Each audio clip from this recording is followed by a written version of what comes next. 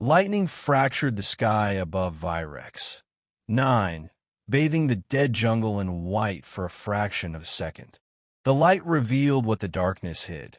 Twisted metal trees, scorched vines, and the fractured bones of a world once harvested by man and abandoned like all the others. Jackson Rell crouched low beneath a canopy of rusted solar panels, his exosuit hissing softly with every breath he took. Oxygen filters clicked into place, adjusting to the acidic mist that clung to the air like a second skin. He muttered under his breath, voice hoarse from disuse. Another dead lead. 3 days he'd been tracking a power signal, hoping for an intact comms relay. What he found was another ruin, half sunk into the marsh, and stripped clean by time, weather, and things with teeth. He adjusted the bolt rifle strapped across his back, stood slowly, and turned to head back to camp, when a low, guttural growl froze him mid-step. It wasn't the growl itself that made his spine lock. It was the pain in it. Weak, ragged, desperate. Jackson turned, weapon raised, scanning the haze. Movement stirred in the underbrush, then silence. The jungle held its breath, and then he saw it. The creature stepped from a mist like a ghost. It was massive, feline, white as bleached bone, its coat stained with streaks of dark red. One leg bent at an unnatural angle beneath its weight, dragging as it moved. Bioluminescent veins pulsed faintly beneath its fur. Its eyes, silver, nearly human, locked with his. Jackson had seen engineered beasts before. War constructs, apex predators made in labs, and dropped into enemy zones like whispers of death. But this thing was different. There was a sorrow in its gaze. Not animal fear. Recognition. He should have shot it. His fingers tightened around a rifle grip. But the creature took a step back, trembling. It made no move to attack. "I'm not here to hurt you," he said softly, voice muffled behind a mask.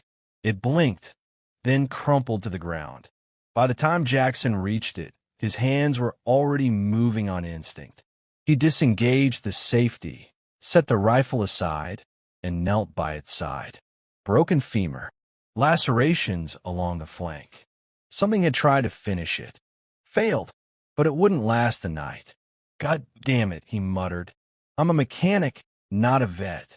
Still, he pulled open his toolkit and started working. He scavenged a carbon brace from his suit's arm module, rigging it as a splint. He sealed the wounds with quick foam and pain nanites, watching them stitch broken flesh. The creature groaned once, then went still. Jackson sat beside it, breath shaking. He hadn't spoken to another living being in 2 years. Not since the war.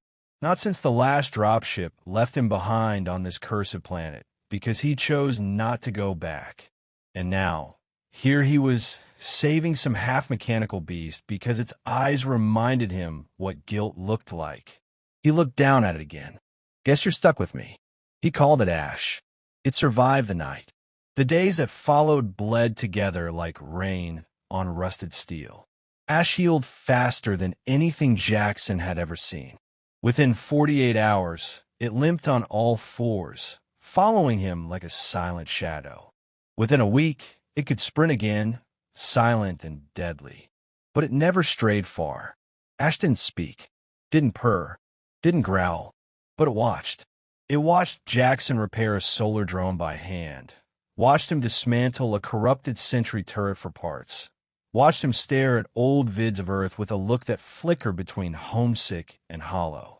Sometimes it moved with such calculated precision, he could almost believe it understood everything.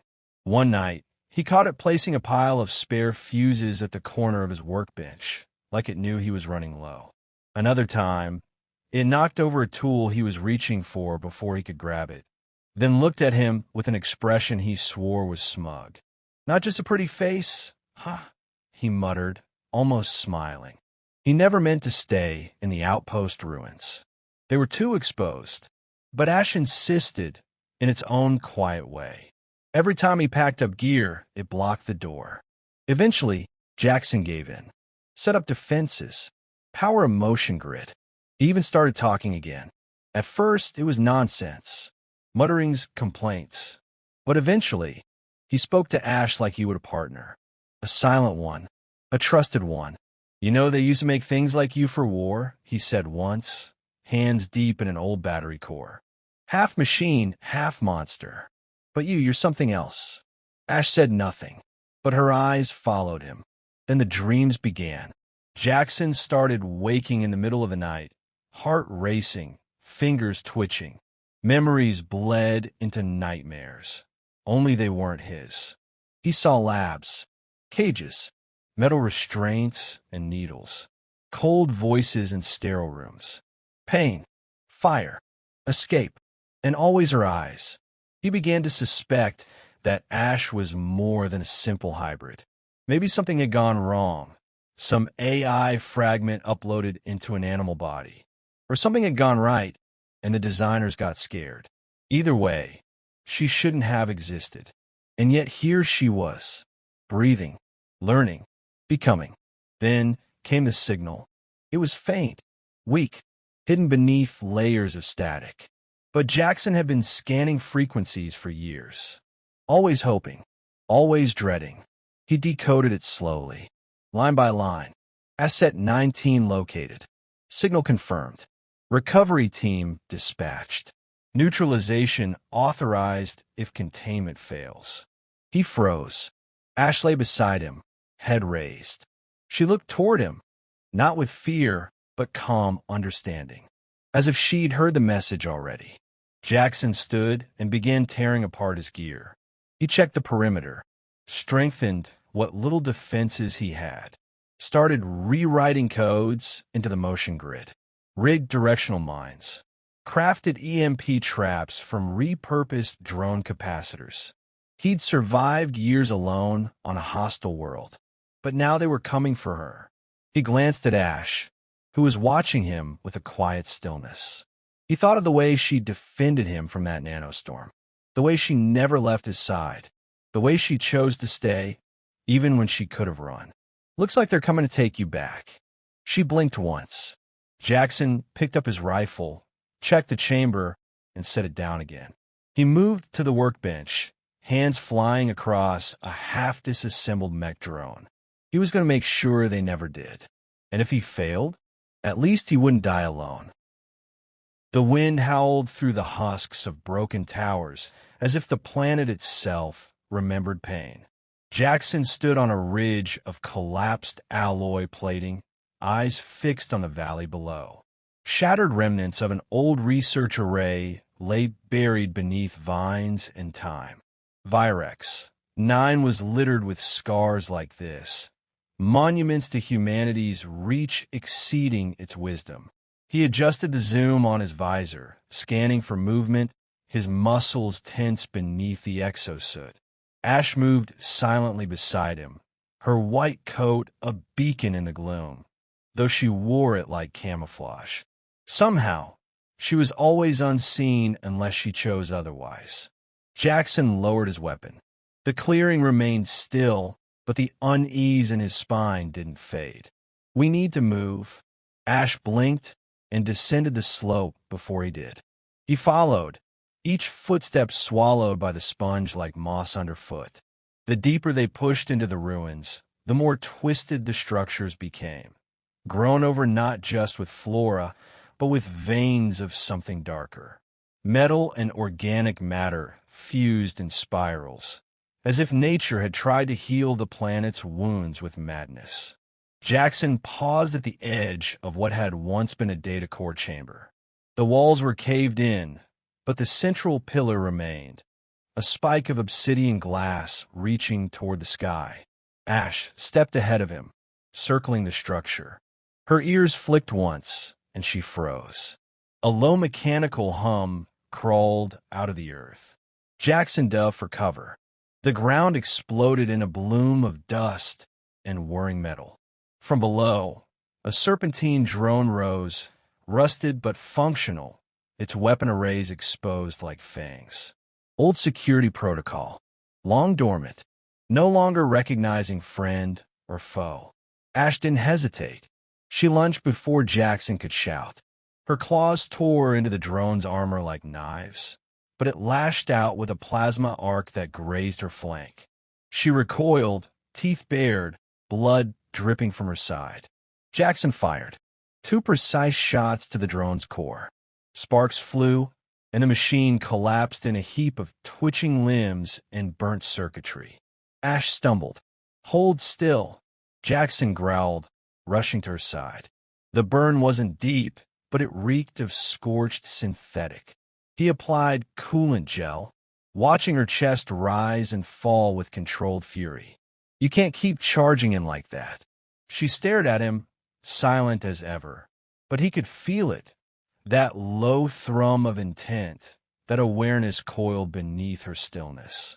She wasn't a pet, wasn't a machine. She was something else, something becoming more. That night, he sat near the fire, half-finished components scattered around him. Ash lay nearby, her wound dressed, eyes half-closed but alert. Jackson spoke into the void. "You knew that drone was there, didn't you?" Ash said nothing. "Could have let me walk into it." Still nothing. He leaned back, staring up at the shattered sky dome overhead. The artificial layer installed decades ago to filter Virex's atmosphere. Now cracked and flickering, it let through fragmented starlight. Jackson exhaled slowly. "Why are they looking for you?" Ash didn't move, but something changed in her expression. A flicker, a hesitation, almost guilt. The days bled together. Movement in the jungle grew more erratic. Jackson caught flashes of heat signatures in the distance. Humanoid, fast, coordinated. Not native fauna. He listened to the signal every night.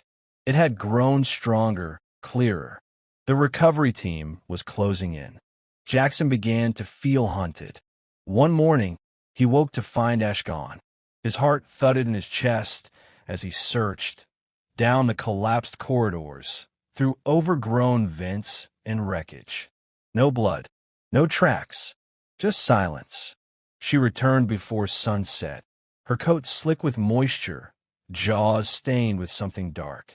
She carried a torn fragment of armor in her teeth, carbon mesh, human-made. Jackson stared at the bloodied scrap. "You found them."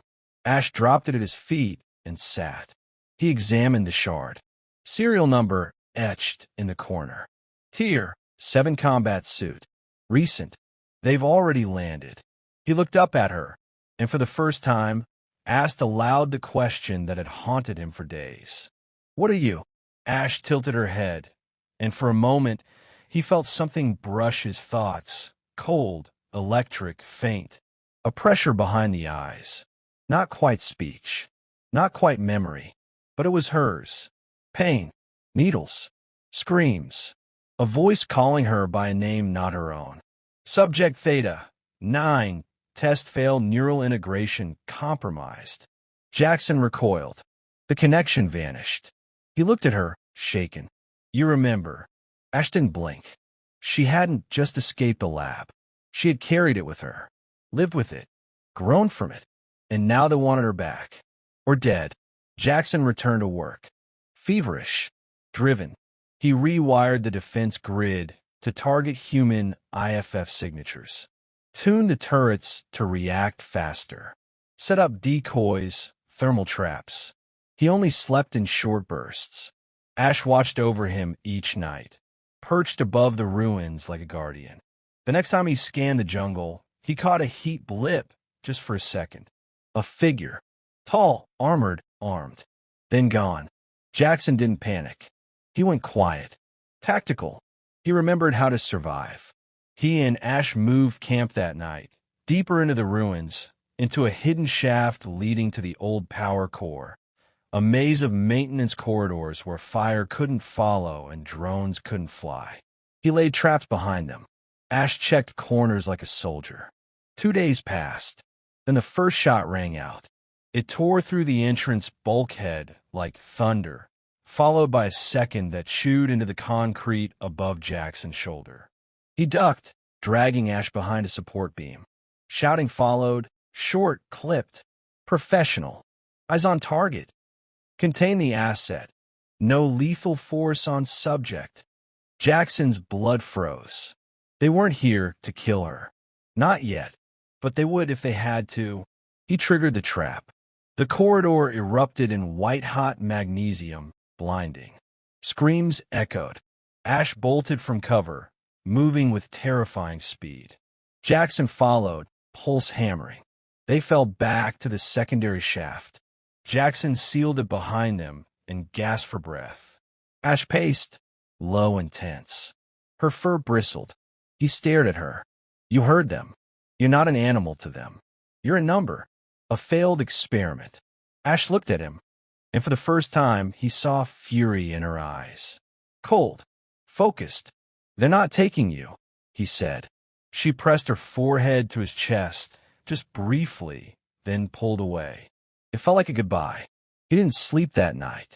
When morning came, filtered sunlight broke through the ruins. Jackson sat beside Ash, rifle across his knees.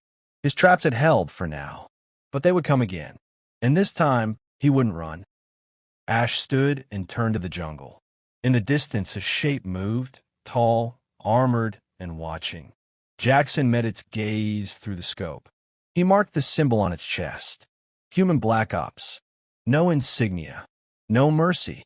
The hunter raised a hand. Not a threat. A greeting. Jackson lowered the scope slowly. The game had changed. They weren't just hunting Ash anymore. They were baiting him. The jungle was no longer a jungle. It was a battlefield now. Every shadow was a scope. Every breath a possible trigger. Jackson felt the weight of it on his chest like a countdown ticking louder by the hour. The last perimeter alarm had gone silent at dawn. That meant the advance unit had bypassed the mines without triggering them. Smarter than expected. Or someone on the inside had flipped protocols. Ash moved ahead of him through the ruined hydroprocessing corridor, paused soundless on the cracked tiles. Her flank still bore the ghost of the plasma wound, but it hadn't slowed her. If anything, she was more precise now, controlled rage honed into purpose. The way she checked corners, paused at echoes, tracked with eerie precision. It was more than instinct. It was training. She hadn't just escaped that lab. She'd learned in it. Jackson's boots crunched glass beneath him. The old data station they'd chosen for their final stand still held, buried under a mountain of collapsed infrastructure. Obsolete systems, yes, but still powered by a fusion core that ran like a ghost heartbeat. It was cold inside, hollow, a tomb that might just outlive its new occupants. He worked fast, welding together the last of his drone units. They weren't war-grade, just strip surveyors, retrofitted with shrapnel bursts and repurposed surgical lasers. They wouldn't stop a full squad, but they buy time. The plan wasn't to win. It was to survive long enough to disappear. Again, but something had shifted. The squad leader, that Black Ops agent, had made himself visible deliberately. And that meant they wanted Jackson alive. He reviewed the signal log once more. Embedded commands buried deep. Asset Theta, 9 location confirmed. Handler designated, JREL. He stared at the screen, unblinking. They hadn't come for Ash by accident. He was the variable. Outside, the wind picked up. A low hum crawled through the floor. Static built against his eardrums. And then, silence. Ash stiffened, ears twitching. She growled low, guttural. Jackson checked the sensor feed. Nothing. Then one feed cut out. Then another. They're here, he said aloud. Ash took point as they moved to the lower corridor. She paused at every junction, scanning with nose and ear and something else, something deeper. Jackson covered the rear, bolt rifle raised. They didn't speak. They didn't need to. A hiss of air, then movement. The wall ahead burst open in a flash of kinetic force. 2 armored troopers came through, efficient, surgical. Jackson opened fire. His shots rang true. Both targets went down, but not before one tagged him with a shock round. His arm spasmed. Rifle clattered to the floor. Ash pounced before the next wave could breach. Claws tore through armor. Screams echoed in the corridor. Jackson shook off the stun, retrieved his rifle, and followed her trail. Smoke and blood painted the walls. A third trooper slumped against the bulkhead. Helmet caved in. But Ash wasn't there. Panic clawed at him. Then a faint thud above. He looked up just in time to see her crash through a ventilation shaft with another soldier locked in her jaws. She dropped him at Jackson's feet, still breathing. Jackson hesitated. They needed answers. The man groaned. She's not what you think. Jackson knelt, gun pressed to the man's throat. Start talking. The soldier's eyes fluttered open, blood trickling from his lip. Theta, 9 was the project's end, not the failure. The result. We didn't lose her. We released her. Why? She was designed for bonding. Synthetic empathy core. Neural mapping. The prototype needed a human to imprint on. You. Jackson recoiled. You engineered her to bond with me? Not just bond. Evolve. Learn you. And learn through you. Ash watched from the shadows, still as a statue. The soldier coughed. The rest of us? Disposable. You were the control. You were never supposed to leave. Jackson stood, fury roaring in his ears. And now she's ready. Now she chooses. He raised a small trigger device from his belt. Ash moved before Jackson could react. One fluid motion. Jaws snapped, bone cracked, and the soldier dropped like a rag doll. The trigger clattered harmlessly to the floor. Jackson's breath was ragged. That's why they're here. They don't want you back. They want to see what you'll do when forced to choose. Ash turned to him slowly, her expression unreadable. The comm station flickered to life, a voice crackling through, smooth and calculated. Female. Cold. Jackson Rel. You have 1 hour to surrender, subject Theta. Failure to comply will result in full tactical incursion. You will not survive. He stared at the speaker. You're never getting her. A pause. We never needed her, Rel. We needed you to fight for her. The line went dead. Jackson paced, hands trembling. They think this is a lab test. That we're just data to them. They want to watch me break. Ash pressed her forehead to his shoulder. No words, no sounds, but he felt it, a steady pulse. Her thoughts, not invading, but brushing gently against his own. Not control, connection. He whispered, then we show them. For the next hour, they didn't rest. Jackson rigged the core chamber with volatile coolant packs and directional charges. Set the drones to patrol in randomized swarms. Overclocked the fusion relay to create a failsafe.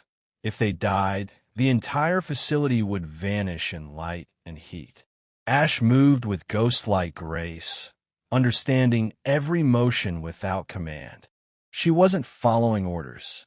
She was working with him. When the incursion came, it was silent. The outer walls buckled. Dozens of shadowed figures poured in. No war cries, no signals, just death in motion.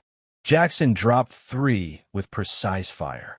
Ash vanished into their ranks like a phantom, only reappearing between flashes of muzzle flare and blood.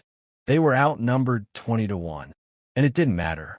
Jackson fought like a man with nothing left to lose. Every trap he'd set triggered in perfect sequence. Drones lured enemies into bottlenecks.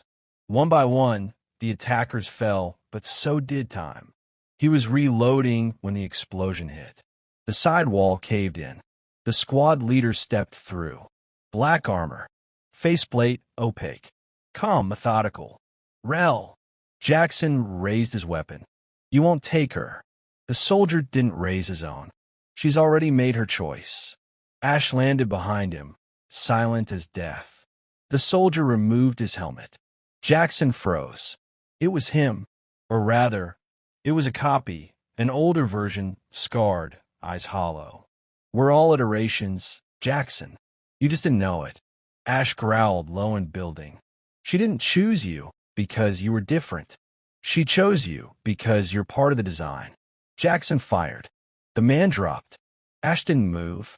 The facility trembled around them. Smoke rose from the corridors. The fusion core was unstable. Jackson looked at Ash. Time to go. She hesitated, and then she turned toward the emergency shaft. They ran. Behind them, the ruin lit up like a sunrise of fury. Everything that made them projects vanished in flame. What remained would have to survive as something else. The cold came first.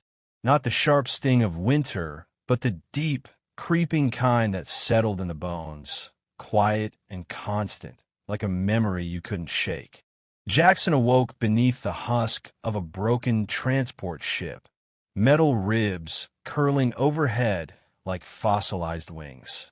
The fire had long since died. Ash lay curled beside him, her breathing slow, shallow. A faint tremor in her side betrayed lingering pain. She'd taken more damage than he realized during the escape. They were far beyond the blast zone now. The map in his HUD was blank, uncharted territory, somewhere near the outer ridge of Virex 9's northern wasteland. No roads, no ruins, just open wilderness and silence. He pulled the emergency rations from his pack, chewed without tasting, and watched the horizon. Gray. Always gray now. The sky hadn't cleared in days. The blast from the fusion core must have knocked the region into atmospheric instability. The stars were gone. Still, they were alive. Ash stirred beside him and slowly sat up. Her coat was matted, singed in places, but her eyes were clear, focused. He met her gaze. We can't stay here. She nodded, almost imperceptibly, and stood. Her movements were slower now, more deliberate. She was conserving strength. He gathered their gear. No signal, no help. Whatever backup the Black Ops unit had sent was gone, scattered, or buried. He suspected command had lost interest the moment the experiment exceeded its design parameters. When data becomes chaos, you stop logging and start deleting.